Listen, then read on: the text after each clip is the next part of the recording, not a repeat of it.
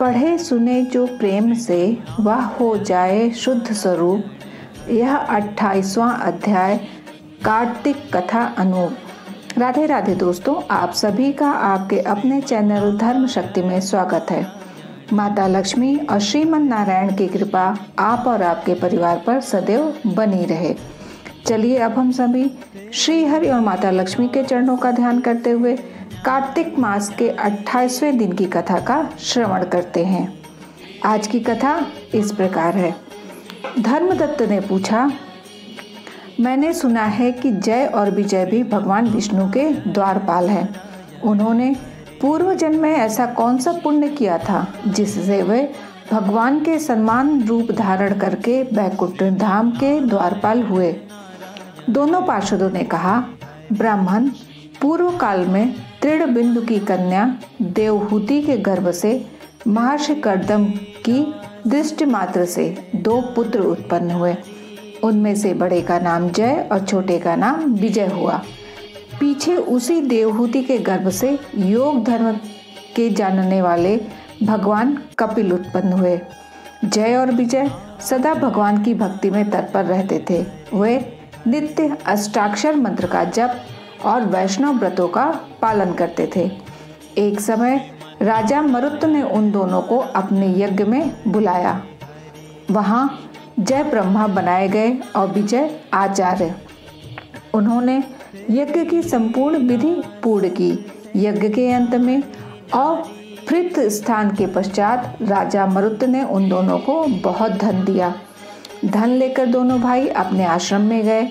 वहां उस धन का विभाग करते समय दोनों में परस्पर लांग डांट पैदा हो गई। जय ने कहा, इस धन को बराबर बराबर बांट लिया जाए। विजय का कहना था, नहीं, जिसको जो मिला है वह उसी के पास रहे। तब जय ने क्रोध में आकर लोभी विजय को श्राप दिया, तुम ग्रहण करके देते नहीं हो, इसलिए ग्राह अर्थात मगरमच्छ हो जाओ। जय के श्राप को सुनकर विजय ने भी श्राप दिया, तुमने मत से भ्रांत होकर श्रापो दिया है, इसलिए तुम मानतांग अर्थात हाथी की योनि में जाओ। तत्पश्चात उन्होंने भगवान से श्राप निवृत्ति के लिए प्रार्थना की। श्री भगवान ने कहा, तुम मेरे भक्त हो, तुम्हारा वचन कभी असत्य नहीं होगा। तुम दोनों अपने ही दिए हुए इन शापों को भोगकर फिर से मेरे धाम को प्राप्त होगे। ऐसा कहकर भगवान विष्णु अंतर्ध्यान हो गए। तदंतर वे दोनों गंड नदी के तट पर ग्राह और गज हो गए। उस योनि में भी उन्हें पुनर्जन्म का स्मरण बना रहा और वे भगवान विष्णु के व्रत में तत्पर रहे। किसी समय वह गजराज कार्तिक मास में स्नान के लिए गंड नदी में गया तो उस समय ग्राह ने शाप के हेतु को स्मरण करते हुए उस गज को पकड़ लिया। ग्राह से पकड़े जाने पर गजराज ने भगवान रामानाथ का स्मरण किया। तभी भगवान विष्णु शंख चक्र और गदा धारण किए वहां प्रकट हो गए। उन्होंने चक्र चलाकर ग्राह और गजराज का उद्धार किया और उन्हें अपने ही जैसा रूप देकर बैकुंठ धाम को ले गए। तब से वह स्थान हरि क्षेत्र के नाम से प्रसिद्ध है। वही दोनों विश्वविख्यात जय और विजय हैं जो भगवान विष्णु के द्वारपाल हुए हैं।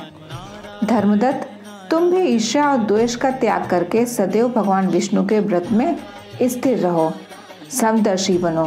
कार्तिक, माघ और वैशाख महीनों में सदैव प्रातःकाल स्नान करो। एकादशी व्रत के पालन में स्थिर रहो। तुलसी के बगीचे की रक्षा करते रहो। ऐसा करने से तुम भी शरीर का अंत होने पर भगवान विष्णु के परम पद को प्राप्त होगे। भगवान विष्णु को संतुष्ट करने वाले तुम्हारे इस व्रत से बढ़कर ना यज्ञ है, न दान है और ना ही तीर्थ है।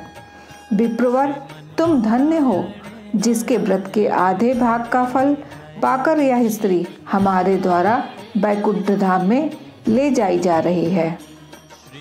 नारद जी बोले, हे राजन, धर्मदत्त को इस प्रकार उपदेश देकर वह दोनों विमानचारी पार्षद उस कलह के साथ बैकुंठ धाम को चले गए।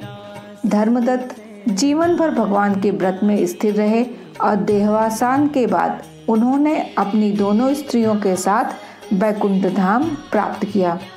इस प्राचीन इतिहास को जो सुनता है और जो सुनाता है वह जगत गुरु भगवान की कृपा से उनका सानिध्य प्राप्त कराने वाली उत्तम गति को प्राप्त करता है। इस प्रकार कार्तिक मास की आज की कथा संपूर्ण होती है। अब आइए कार्तिक स्नान की कहानी का श्रवण करते हैं। एक समय की बात है, किसी नगर में एक बूढ़ा व्यक्ति रहता था और उसकी 7 बहुएं थीं। एक बार कार्तिक का महीना आया और उसने अपनी बहुओं से कहा कि मैं कार्तिक का स्नान करूंगा, क्या तुम इसे निभा दोगी? 7 में से 6 बहुओं ने मना कर दिया, लेकिन बड़ी बहू ने कहा कि मैं निभा दूंगी। बूढ़ा हर रोज सुबह उठता और नदी पर स्नान कर घर आता। गीली धोती को बड़ी बहू के आंगन में सुखा देता। जैसे जैसे उस गीली धोती में से पानी की बूंदें जमीन पर गिरती, वैसे ही वह हीरे मोतियों में बदल जाती। धोती से हीरे मोती गिरते देख बाकी 6 बहुओं से नहीं रहा गया और वह बोली कि हम भी बूढ़े को अपने यहाँ नहाने को बुलाते हैं। उन्होंने कहा कि पिताजी, आप कल से हमारे यहाँ कार्तिक नहा लेना। बूढ़े ने कहा कि ठीक है, मुझे तो नहाना ही है, मैं तुम्हारे यहाँ नहा लूँगा। बूढ़ा सुबह सवेरे स्नान करके आया और धोती उसने दूसरी बहू के आंगन में सुखाने के लिए डाल दी, लेकिन यहाँ हीरे मोती की बजाय कीचड़ टपकने लगे। बहुओं ने यह देखा तो कहा कि आप हमारे यहाँ पाप का स्नान कर रहे हो, इसलिए यहाँ से जाओ और बड़ी बहू के यहाँ ही स्नान करो। बूढ़ा वापस बड़ी बहू के यहाँ आया और कार्तिक स्नान करने लगा। स्नान करके उसने फिर धोती सुखाई तो फिर से हीरे मोती गिरने लगे। अब कार्तिक का महीना समाप्त होने को था। बूढ़ा चिंता में पड़ गया तो बड़ी बहू ने इसका कारण पूछा। उसने कहा कि कार्तिक स्नान समाप्त होने वाला है और मेरा मन है कि मैं सारे परिवार को एक दिन खाने का न्योता दूं।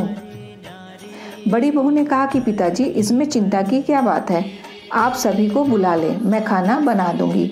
बूढ़ा सभी को निमंत्रण देने गया तो बाकी बहुओं ने कहा कि जब तक यह घर पर रहेगी हम खाने पर नहीं आएंगे।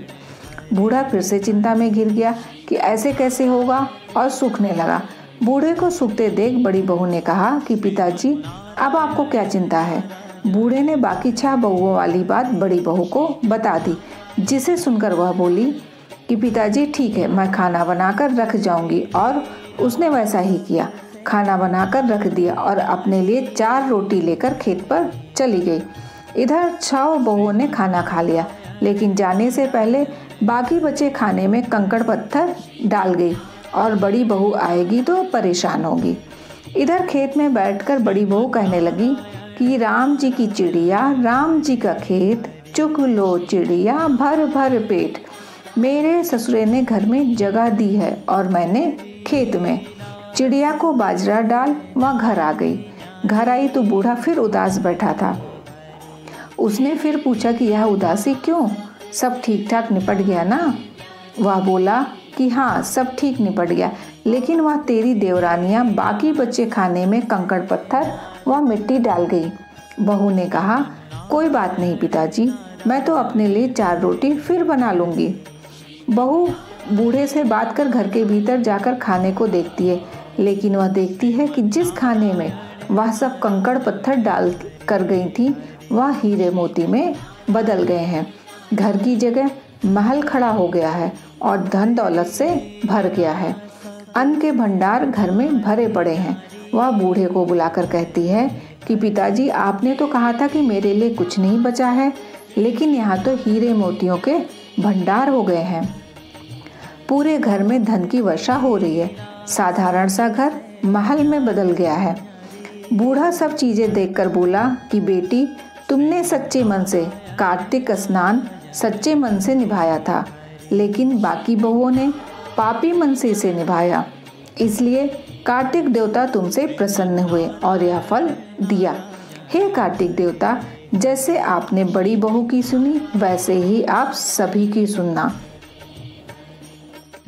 हे कार्तिक देवता, जो लोग भी इस कहानी का श्रवण कर रहे हैं, आप उनको और उनके परिवार को सुख, शांति और समृद्धि देना। भक्तगण, जिन लोगों को ये वीडियो पसंद आई हो वो वीडियो को लाइक करके चैनल को सब्सक्राइब कर लें ताकि उनको आगे आने वाली वीडियोस की नोटिफिकेशन समय पर मिल सके। आप और आपके परिवार पर माता लक्ष्मी और श्री हरि की कृपा सदैव बनी रहे। राधे राधे दोस्तों।